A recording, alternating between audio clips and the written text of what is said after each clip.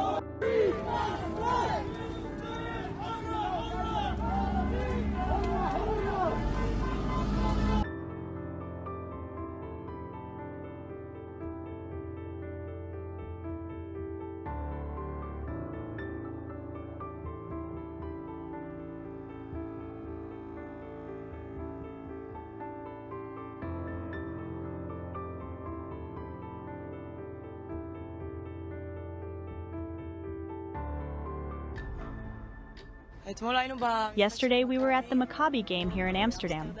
We all traveled together by train, escorted by the police up to the entrance and everything. But on the way back we each returned alone. No police, nothing. We got off the train because there were Palestinian Arab groups there. I don't know who they were. As soon as they saw us, they put on masks, covered their faces, threw firecrackers, and there were explosions everywhere. People started running from all directions. We asked the police for help, asked them, please take us to the hotel. And they said, we can't, there's nothing we can do. Stay in large groups. We were just helpless, really helpless. They were everywhere on the streets, and there was nowhere to go, like entering hotels that weren't ours, hoping they weren't hotels with Arab people. All night we didn't sleep, fearing they'd come to us, break down the door, and kill us. I felt like we were about to die. Until we're back home, we won't feel safe. We're all just upset and scared. From what it looked like, this wasn't just a few people on the street. These were really, really large groups. I think it was planned. They knew we were going there together with security. They knew we'd come back alone, each on different trains at different times. They just waited there, waiting for us in the alleyways, with motorcycles and cars. They were everywhere. They'd ask if you're Israeli, you'd say no, and they'd say, okay, show me your passport. If you didn't have one, they'd beat you up. My friend was being beaten in the stomach all night. Now he's at a hotel, hiding. Everyone is waiting for evacuation flights, for tickets. Until there are flights, no one is sticking their head out of their rooms. No one is going anywhere. We're all speaking in whispers all day, so we won't be heard. Just sitting in the room, whispering on the phone with our parents so they won't hear us speaking Hebrew. I was supposed to go back on Sunday to leave Amsterdam, and this is the first rescue flight that's going to leave from here. Somehow we managed to get a ticket through connections, but people here are voiceless, looking for anyone to help them, for someone to help them find flights, to take them from the hotels. People are afraid to show their faces. Girls are in severe anxiety, sitting and crying, unable to move since yesterday. There's not enough police, and even now in the square, there are many protests. And when the police didn't help us, and no one came to help, our Maccabi organization went out in a big group of 50 or 100 people. They went around helping and evacuating people, going through the streets, helping those who were on the ground. They did everything, all the work, and in our own country, we'd do anything to make sure no one here gets hurt any more than they already have. Honestly, thank you. Thank you so much. We really appreciate the organization and love them. Amsterdam. A city known for its picturesque canals, progressive culture and lively spirit has tragically gained worldwide attention for a much darker side of the city. Anti-Semitic hate that culminated in the first pogrom against Jews on European soil since World War II. This video will dive into an extensive compilation of footage documenting these violent, premeditated attacks on Jews or those suspected of being Jewish. But before we explore these disturbing visuals, let's understand how this happened and, importantly, dismantle the gaslighting propaganda used by pro-Palestinian groups to deflect responsibility and sway public opinion. It all started when fans of the Israeli soccer club Maccabi Tel Aviv traveled to Amsterdam to watch their team play Ajax. Unbeknownst to them, they were being monitored from the moment their flight left Tel Aviv. pro-Palestinian activists used flight tracking software to know exactly when the Israelis would arrive in Amsterdam. But it didn't stop there. The Israelis also didn't know that they would end up being caught in a spiderweb, a hostile network that spanned the entire city. The Uber and taxi services in Amsterdam are dominated by Muslim drivers who are highly coordinated in their Telegram, WhatsApp, or Snapchat groups. The attackers had information on which hotels Israeli fans were staying at, either due to transporting Israelis or because of other co-conspirators working in these hotels. Nonetheless, they used this monopoly over the transportation network to drive unsuspecting Israelis into ambushes, leading them to areas where groups of pro-Palestinian mobs lay in wait, ready to attack, or intercept the Jews when they left their hotels. What we saw was a calculated system where information was shared to maximize identification efforts in order to harm Israelis and Jews. Besides traps that were set up, hundreds of Muslims also patrolled the streets to hunt Jews down, according to their own words, as can be seen on screenshots taken from their socials. Now here's the twist. Pro-Palestinian voices were quick in trying to change the narrative and claim that the Israeli fans instigated chaos in Amsterdam, and that these Muslim residents of Amsterdam simply acted to restore order. Let's be clear, this is absolute nonsense. We have substantial evidence, including screenshots and posts on their social media, showing that this ambush was meticulously planned well before any Israeli soccer fans set foot into the city. This wasn't about reacting to hooliganism. This was an orchestrated assault. Let's look at one of the main accusations. Israelis were accused of tearing down Palestinian flags. As evidence shows, pro-Palestinians planted these flags strategically so that the Maccabi fans would encounter them when going or leaving the stadium. It was a bait designed to provoke a reaction. And why wouldn't Israelis react? This flag represents something far more sinister than mere national pride. It's been weaponized as a symbol of hate, tied to Nazi-like ideologies and used to justify violence against Jews. This flag flies over educational institutions in Gaza and the West Bank, where young minds are molded to hate. October 7 was a stark reminder of the ideology it represents, one that led to the genocide against Israelis by Hamas in Israel. Imagine someone hanging a swastika in public and then accusing Jewish passerby of aggression when they react. That's precisely the game being played here. And when the Israelis did react, pro-Palestinians seized the opportunity to paint them as aggressors now in the public light. Now, even if we entertain the argument that some Israeli fans acted out, does that justify mob violence against every Jew in sight? Isn't this collective punishment something that pro-Palestinian groups constantly decry when accusing Israel? Let's digress here for a moment. Israel does not collectively punish Gaza. If it did, the situation in Gaza would look drastically different. Israel supplies Gaza with polio vaccine for hundreds of thousands of children most recently, and in general humanitarian aid, water and electricity. Unprecedented support to an enemy territory. Can you imagine Britain sending fuel to Nazi Germany during World War II after Germany bombed British cities? It's a surreal concept, yet Israel does this regularly. This notion of collective punishment is merely a weaponized narrative to deflect from reality and cover up the crimes committed by Hamas and their allies. Let's get back to the topic. Here we have screenshots taken from their very own social media groups. These are their words, all the evidence is right here. Let's read it. Blocking the player bus of those fucking Jews. Hang Palestinian flags in the city, they will come like rats, best way to get the hunt started anyway. The intent here is clear. Coordinated aggression, targeting Jews simply for being Jewish and using Palestinian flags as bait, knowing well that many Israelis are traumatized due to the terror committed under this flag, especially most recently after October 7. Tomorrow after the match at night, part 2 Jewish hunt. They won't go to the casino anymore, Jewish hunt, okay? Yes, tomorrow they will come again. Eva, let us know just like today. Okay, anyway, if they come again I will text you. Shukran for today, bro. Your signal was worth gold. Who can arrange fireworks? Lots of fireworks needed. They are talking as casual here as one would about organizing a night out, only that it's a chilling manifesto for premeditated violence. Referencing to their coordinated attacks as a Jewish hunt, they frame their actions in pride. When they ask to bring fireworks, it's clear they want to use them as some form of ammunition. What's most disturbing is the sense of camaraderie and pride, as if orchestrating violence against Jews is an achievement worthy of gratitude and applause. Let's take a look at this compilation of social media messages. Please don't ever stop talking about the oh so mighty chosen people of the earth again, because I can't sum them up any better than this 8-second video. What cowards! At least fight back like against real men. Why run for your lives and hide like rats? What did hiding get you in the 30s and 40s? Well, I mean... Besides the mockery and dehumanization in this comment, this statement is a reference and glorification of the Holocaust, because it contains a veiled threat. When he says, what did hiding get you in the 30s and 40s? Well, I mean...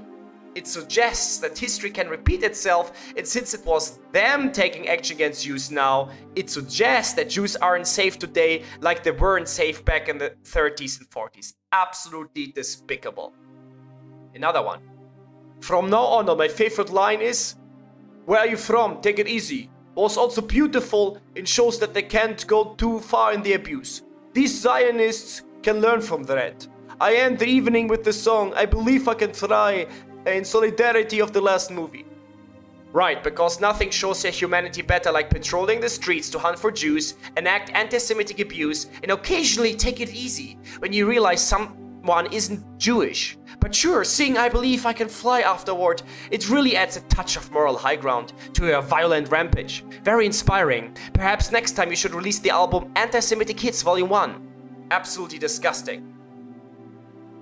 We heard Israel, but turned out to be incorrect. After the ID check, we apologized to the somewhat drunk man and shook his hand. I personally think it's nice to see that it's not about wanting to riot, destroy, or create chaos. This is about not tolerating genocide perpetrators in the beautiful Amsterdam. The terrorists admit here that they took over powers that should be reserved to the police when they stopped people to check their IDs to identify if they were Jewish. A strong reminder of what the Nazis did before they introduced the yellow star to more easily identify Jews. The cynicism is also Nazi-esque here, when they try to portray themselves as human, saying that they have no interest in destruction or chaos. Alright, it's just about hunting down those pesky Jews, right? But otherwise, you're totally amazing and you're an absolutely amazing human being. Another one.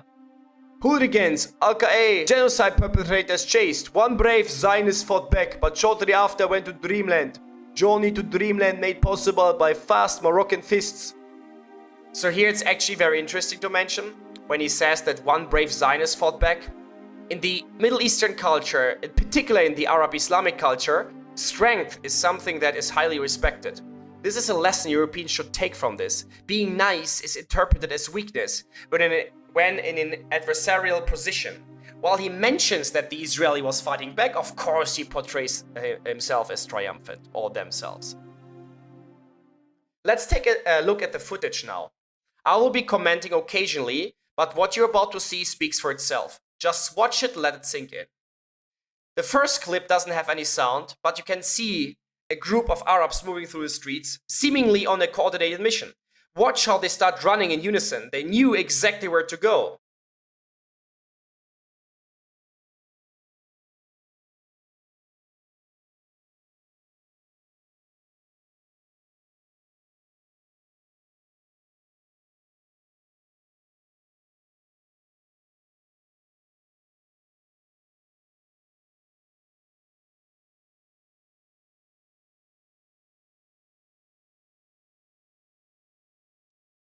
Here you can make someone out on the ground, covering his face, surrounded by people. They had spotters and contacts ready, and once this person was found, the mob was called over.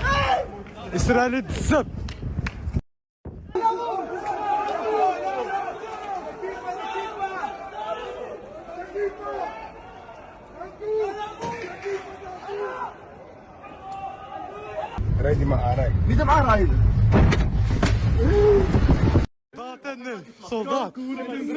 Stap, boeien mijn kop! Steek de kankermoeder in de fik. Steek de kankermoeder. Hier, Radje, hier. Gasbrand. Fils de pute! Charmota! Pencil!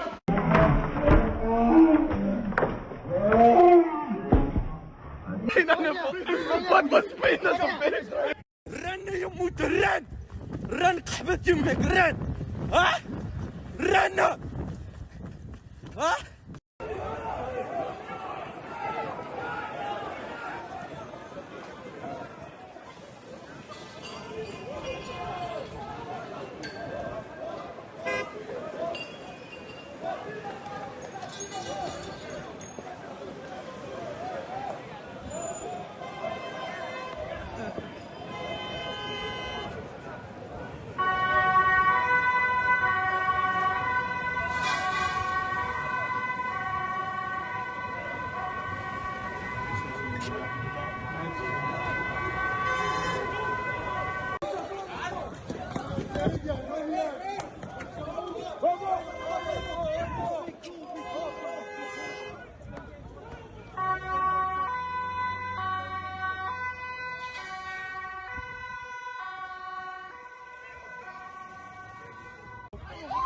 يا motherfucker يا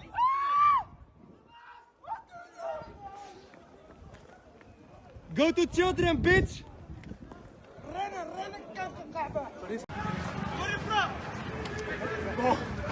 قحبة يما ما that's Palestine huh?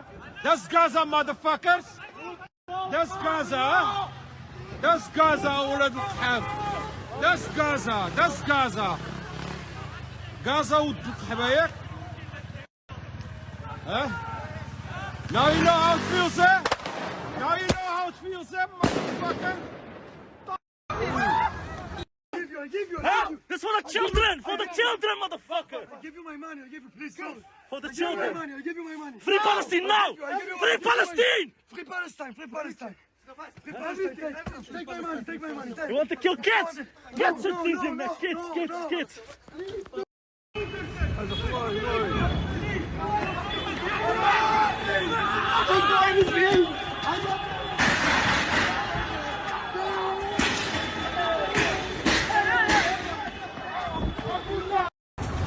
Come here up, bitch. Come.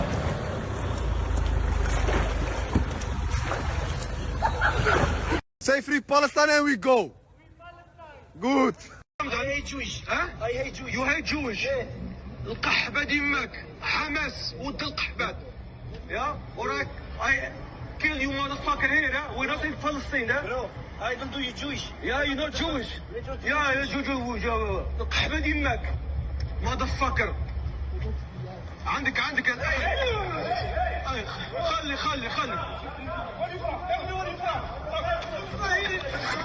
لا جاي طبهم في المكان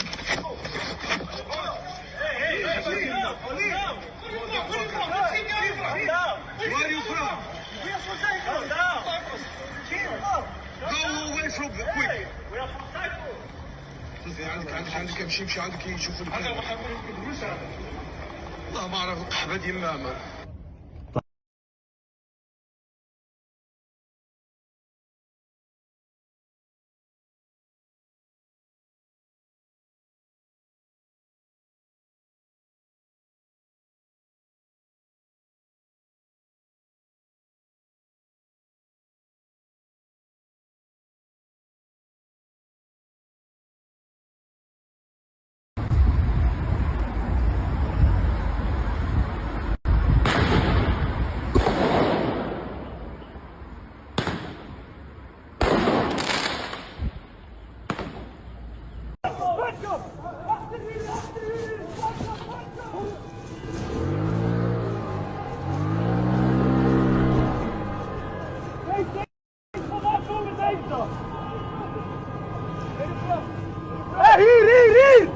Hier, achter jullie!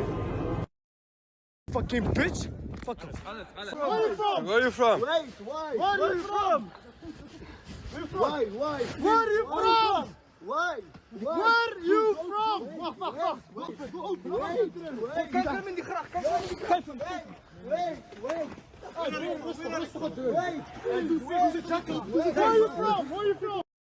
Throw it in the kid. Throw it. Hey. Kanker in je moeder. Ja, where you from? Kanker.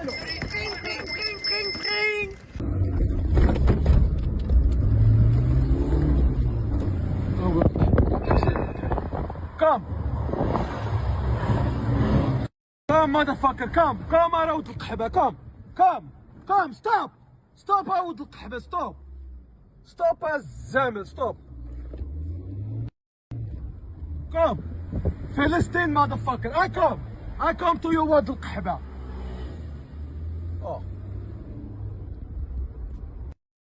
هما ولاد القحبة ها.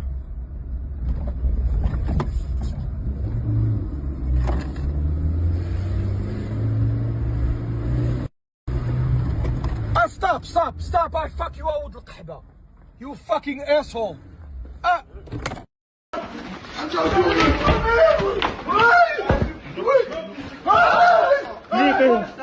ميك الدريس ميك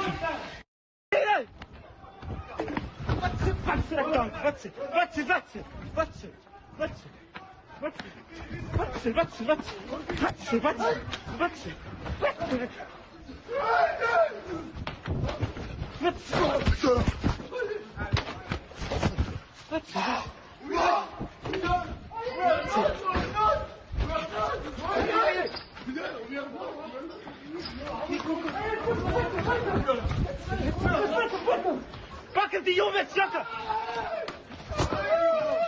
Deze!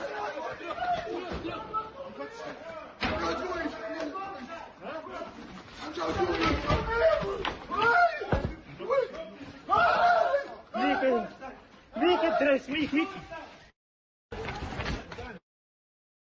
Daar gaan we op jodenjacht, jongen. Op jodenjacht. الكانكرورة حنا رجال امستردام الزوامل. حنا رجال الولاد القحبات. والله يا الدين ديما كطيح الروح. يا اليهود يا ولاد القحبات. احنا كنفتشوا عليكم هاد الدراري كامله كنفتشوا عليكم. واللي جبرنا غادي نهلكوا الدين ديما. حنا كنفتشوا عليكم ولاد القحبات. الزامل. طبطون تاع عقلك. الزامل.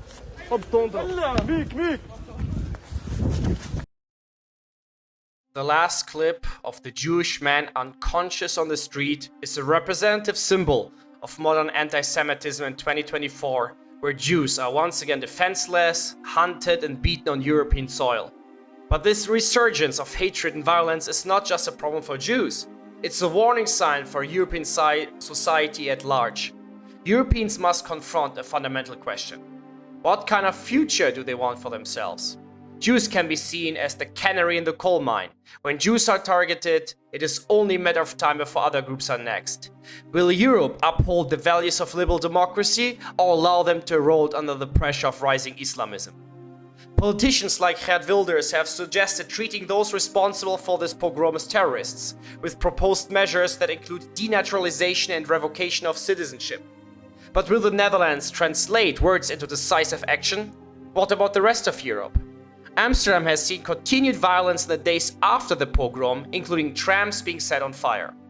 We are also seeing copycat incidents in Sweden, Belgium and France, where police are trying to contain the situation from escalating into full-fledged pogroms. The recent Israel versus France soccer match on November 14 required thousands of heavily armed police officers just to secure the Israeli team's safety. Can Europe sustain a situation where Jews can only live under heavy guard?